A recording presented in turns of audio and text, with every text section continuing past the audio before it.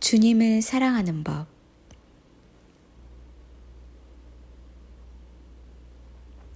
주님의 오실 길을 위한 최종적인 준비로 예복을 준비하는 것은 매우 중요하지만 그에 못지않게 중요한 것이 신랑을 사랑하는 일이다. 주님의 다시 오심이 더디다는 생각에 소망도 식어가고 사랑도 식어간다. 혼인식으로 상징된 휴거의 소망에서 사랑이 없는 결혼이란 있을 수 없고 성립될 수도 없다.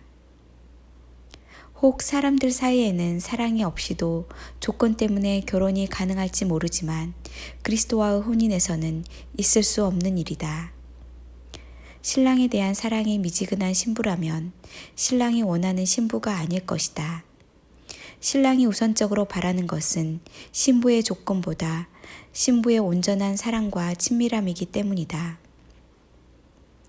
그렇다면 우리는 어떻게 그리스도를 온전히 사랑할 수 있을까? 많은 신자들이 그리스도를 사랑한다고 말한다. 순전한 사랑이 아니라 부분적인 사랑도 되는 것일까? 세상의 남녀 사이에는 수많은 케이스의 사랑이 있지만 모두가 진실한 사랑으로 볼 수는 없다. 사랑이라는 편말의 공동묘지에 셀 수 없는 실패한 사랑이 묻어 있다. 주님을 사랑하는 방법에 있어서도 오도된 사랑이 있을 수 있다. 사랑이라는 개념이나 구성은 사람마다 이해와 정의가 다르겠지만 필자가 정의하는 사랑의 공식은 다음과 같다. 온전한 사랑은 마음 더하기 말 더하기 행동. 사랑은 내면과 외형으로 보이는 균형적인 세 가지 요소로 구성되었다. 마음을 다해 사랑하는 마음이 먼저다. 마음은 완전하게 들여져야 한다. 우리 마음이 있는 그곳이 사랑하는 대상이다. 많은 신자들의 마음이 다른 곳을 향하여 열려 있으며 그것들을 추구하고 그것들을 사랑하기 때문에 사랑은 분산되고 조각났다.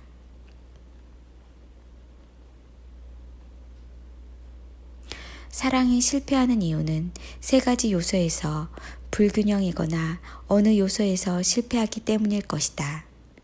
예를 들어 바리새인들은 말은 그럴듯했지만 행동이 달랐고 행동은 했지만 사랑하는 마음이 없었다. 결국 바리새인은 말뿐이고 마음과 행동의 두 가지 요소에서 실패하였다. 이런 사랑을 외식적이라고 한다. 어떤 신자는 마음만 드린다고 말한다. 부부가 사랑만 먹고 식사를 하지 않으면 굶어 죽는다. 성경에서 가장 감동적인 장면 중에 하나는 부도덕한 여자가 매우 비싼 향유가 담긴 옥합을 깨뜨려 예수의 발에 부은 사건이었다. 예수께서는 여자의 행동에 얼마나 감동을 받았는지 그 여자의 죄까지 사해 주었다. 용서를 많이 받는 사람은 사랑함이 많다고 말씀하셨다.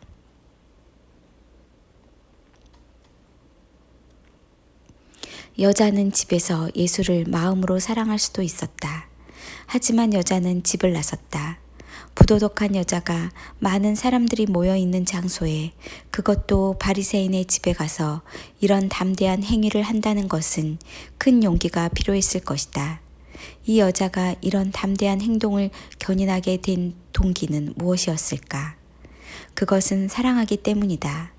사랑함이 많기 때문에 마음으로만 사랑한다 안위하지 않고 가장 비싼 옥합을 깨는 행동을 한 것이다. 반면 주님은 시몬이라는 바리새인에게 이렇게 말씀하셨다. 내가 내 집에 왔을 때 발 씻을 물도 주지 않았고 내게 입 맞추지도 않았다. 이는 내 사랑함이 적기 때문이다. 진정한 사랑은 이렇게 마음뿐 아니라 행위가 따라온다. 예수께서는 군중 속에서 고독함을 느끼셨다. 대중들은 예수를 사랑하는 마음보다 그가 행하는 기적에 더 관심이 많았기 때문이다. 이런 와중에 옥합을 깨는 여자는 신선한 감동을 주었을 것이고 지금도 마찬가지 상황이다. 우리는 그리스도를 사랑한다고 말한다. 그 사랑은 진정한 사랑인가? 배우자도 사랑하지 못하면서 주님을 사랑한다는 고백은 진정성이 있는 사랑일까? 가난한 이웃에게 긍휼을 베풀지 못하면서 주님을 사랑한다는 말은 위선이 아닐까?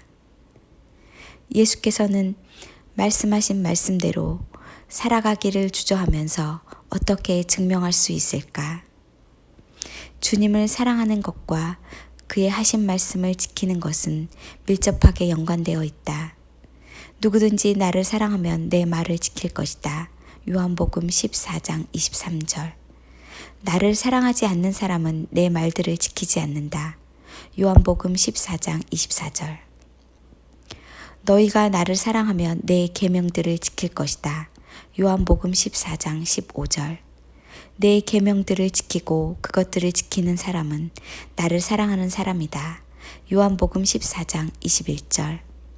내가 내 아버지의 계명들을 지켰고 또 그분의 사랑 안에 머무는 것처럼 너희도 내 계명들을 지키면 내 사랑 안에 머물게 될 것이다. 요한복음 15장 10절. 우리가 주님을 사랑하는 방법 중 하나는 우리가 서로 사랑하는 것이다. 사랑은 마음의 상태이면서 동시에 실질적인 행위다. 이에 대한 예수님의 교훈은 많다. 내 보물 있는 그곳에는 내 마음도 있느니라. 마태복음 6장 21절. 예수께서 말씀하신 보물의 의미는 두 가지다. 어느 신자에게는 예수님이고 어느 신자에게는 재물이다. 만약 재물을 가난한 자들을 위해 사용할 수 있다면 그의 마음은 주님께 있는 것이라 여기셨다. 보이지 않는 예수님을 사랑하는 방법은 보이는 이웃에게 사랑을 베푸는 것이다. 사람이 가장 아끼는 재물을 줄 수 있다면 마음도 주는 것이 증명되기 때문이다. 그때 오른편에 있는 자들에게 이르시되 내 아버지께 복받는 자들이여 창세로부터 너희를 위하여 예비된 나라를 상속받으라. 내가 줄일 때에 너희가 먹을 것을 주었고 목마를 때에 마시게 하였고 나그네 되었을 때에 영접하였고 헐벗었을 때에 옷을 입혔고 병들었을 때에 돌보았고 옥에 갇혔을 때에 와서 보았느니라. 마태복음 25장 34절에서 36절.